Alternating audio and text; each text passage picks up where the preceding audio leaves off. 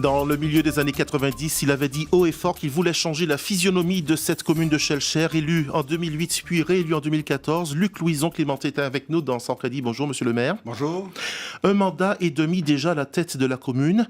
Vous dites quoi ce matin, Luc Louison Clémenté, à celles et ceux qui disent que Schellcher n'avance pas, que Schellcher n'y arrive pas, que son maire, vous, n'avez pas tenu ses promesses? Écoutez, ça c'est Maurice Violeton qui le dit. Je résume. Je n'ai pas les mêmes échos du terrain que vous-même.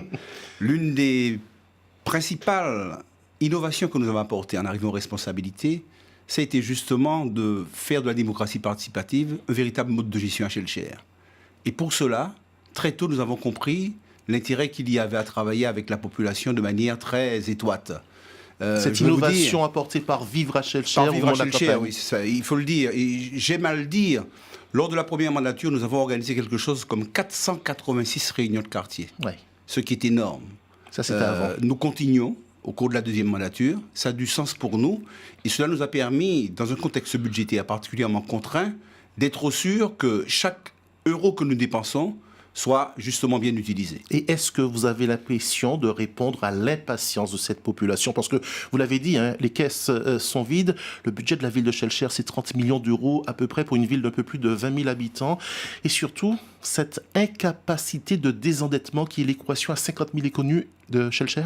Schellcher a fait de très gros efforts au niveau de l'endettement. L'une de mes premières priorités en arrivant aux responsabilités, c'était justement de lancer un gros programme de chasse au gaspillage et de maîtrise de nos dépenses. Et de ce point de vue, s'agissant de l'aspect emprunt que vous évoquez actuellement, nous avons effectivement procédé à la renégociation de tous les emprunts. Aujourd'hui, nous avons un encours d'emprunt de l'ordre de 12 millions d'euros.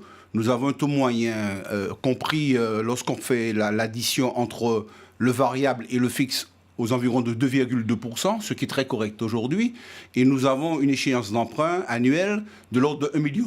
Pour une commune de 20 000 habitants, c'est très correct. Je suis pour ma part très satisfait. Alors, je reprends la question. Que répondez-vous à ceux qui disent que votre marge de manœuvre est quasiment inexistante? Ah non, c'est une réalité. Ça, je ne l'ai jamais caché, ni à la population de Schellcher, ni à la Martinique. Très tôt, nous avons pris le parti de dire la vérité. Aujourd'hui, la situation de Schellcher, quelle est-elle? Nous avons un budget de l'ordre de 35 millions d'euros, 26 millions en fonctionnement et 9 millions en investissement. Sur cette base-là, nous avons des recettes qui ont diminué depuis 2008 de l'ordre d'à peu près 4,6 millions, avec des charges qui, elles aussi, ont diminué, mais moins vite, de l'ordre de 3,3 millions. Donc 15% à peu près de baisse des recettes, 13% de baisse 11% de baisse des charges. C'est encore insuffisant. Et nous sommes pris dans ce qu'il est convenu d'appeler aujourd'hui un effet ciseau, c'est-à-dire un point de rupture entre les augmentations qui peuvent être vertueuses des recettes et la baisse des charges. Alors pour ça, nous y travaillons vraiment très, très sérieusement. C'est un casse-tête. Tout à fait. En arrivant en responsabilité, j'avais quelque chose comme un coefficient de rigidité, c'est-à-dire frais de personnel plus remboursement d'emprunt de l'ordre de 95%. Ça veut dire qu'on a une marge de manœuvre nulle, quasiment nulle. Aujourd'hui, nous sommes aux environs de 80-82%. Légère amélioration, dira-t-on? Légère amélioration, avec, comme vous le savez, une masse salariale qui est très difficile à maîtriser, mais que nous maîtrisons tout de même. Oui. À Schellcher, sachez-le, chaque mois, je verse plus de 2 millions d'euros de salaire. Est-ce que, de temps en temps, vous entendez cette population qui dit « Aïen pas qu'avancer, nous pas qu'à ouais nouveaux projets, nous pas qu'à ouais plutôt ces vieilles structures-là qui descendent, qui pas qu'à réparer ». Non, c'est pas le sentiment que j'ai. Quand je réalise... Vous êtes trop dans le guidon, monsieur le maire? Ni moi-même, ni une grande majorité de Schellcherois.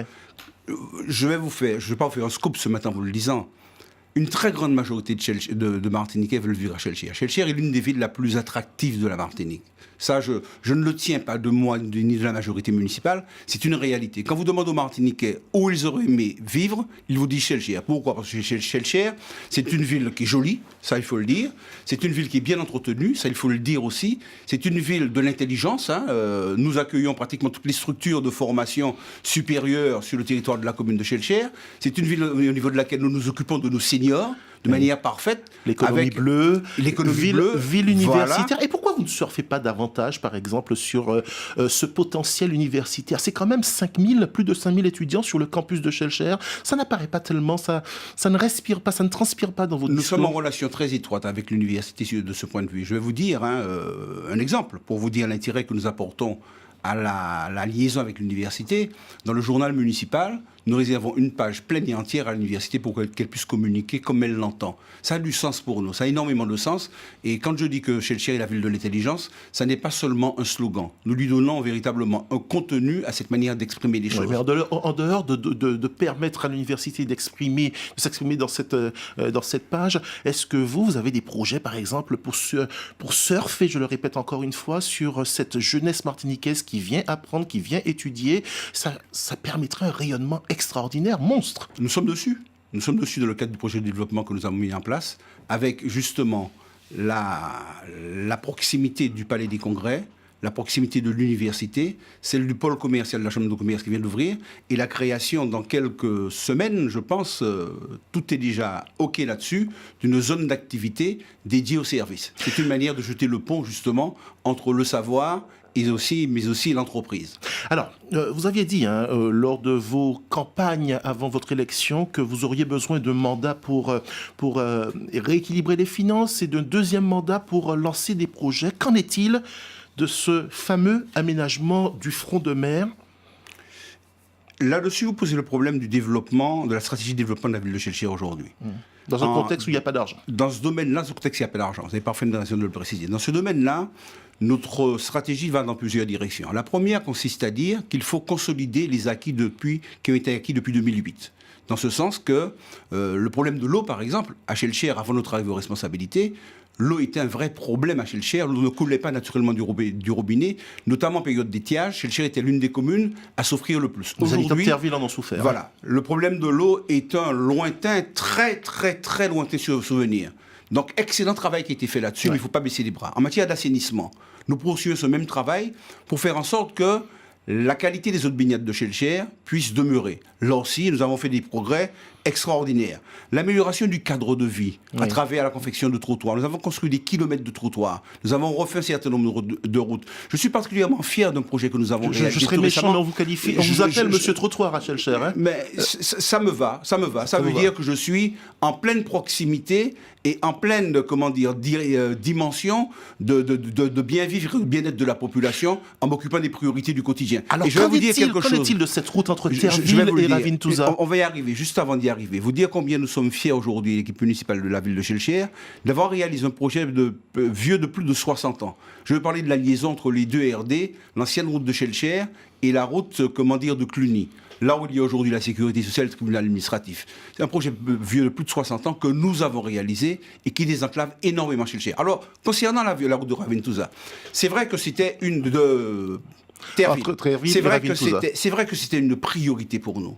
Mais l'ADIAL nous a fait comprendre que cette route qui doit être construite, se trouvant sur une ZINIEF, c'est-à-dire une zone d'intérêt floristique et faunistique particulièrement important, qu'il n'était pas question pour eux de nous donner la possibilité de défricher ce terrain pour construire une route. Et la population le sait?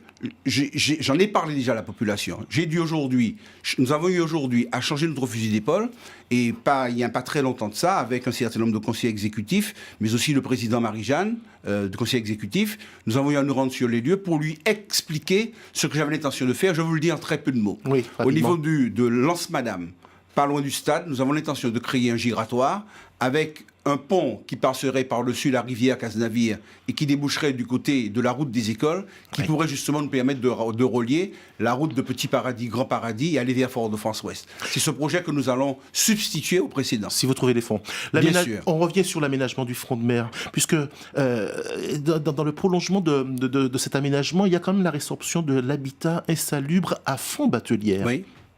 C'était une promesse. Oui, nous sommes dessus. Mais écoutez, à la Font-Batelière, vous allez voir que les immeubles ont déjà commencé. Nous sommes dessus. Vous avez commencé? Non, on a commencé. Les immeubles ont commencé à être reconstruits. Oui, ce sera fini quand? Ce projet a été lancé. Parce que j'entends cette exaspération.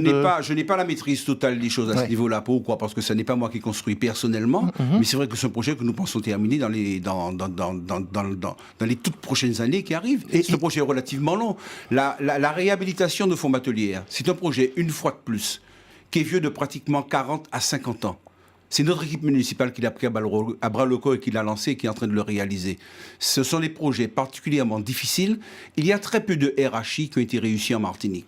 Oui, ce sont des opérations, résorption de l'habitat insalubre, que beaucoup de maires hésitent à enclencher. Pourquoi? Parce qu'elles sont excessivement difficile. Mais au niveau du développement, je voudrais ajouter un point qui me paraît essentiel à mes yeux.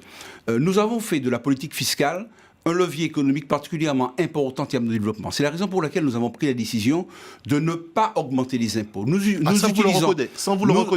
utilisons les impôts comme justement un moyen de maîtriser les choses sur l'offre économique, mais aussi un moyen de relancer l'économie. Aujourd'hui, on sait que la consommation constitue l'élément clé de la croissance au niveau de la Martinique. Nous avons décidé donc au plan économique à Shellshare, avec des impacts sur la Martinique, de ne pas augmenter les impôts pour ne pas peser sur la consommation. Et c'est là que c'est là la griffe Clémenté. Ne pas pénaliser, la croissance, donc l'emploi. Non, ça n'est pas la griffe Clémenté. Ça veut dire qu'à Shellshare, nous avons une équipe de personnes, d'élus, de tous bords, qui réfléchissent au quotidien, qui n'ont pas de gros moyens financiers, mais comme j'aime à le dire très souvent, c'est pas parce que nous aura faim que nous passons à travail. Au contraire, parce que nous aura faim, on nous montrait toute fausse nous. Une équipe soudée avec quand même quelques frictions. Le secrétaire général de Vivre à Shellshare qui démissionne? Non, du tout. C'est-à-dire, à Vivre à Shellshare est un parti comme, tous les autres partis, avec des hauts et des bas dans son fonctionnement. Le secrétaire général de Vivre à Shellshare est toujours membre, de Vivre à Shellshare, fait son travail d'élu de manière exemplaire. Je n'ai strictement rien à dire. Au contraire, c'est un homme que j'apprécie à la tâche à laquelle il est aujourd'hui au niveau de la ville de Shellshare. Nous parlions de Félix Catherine. Merci d'avoir été avec nous ce matin. Luc Louison Clémenton rappelle que vous êtes le maire de Shellshare. Merci d'avoir été avec nous. Shellshare, 3e ville de Martinique en termes de population. Merci. Exactement, merci bien.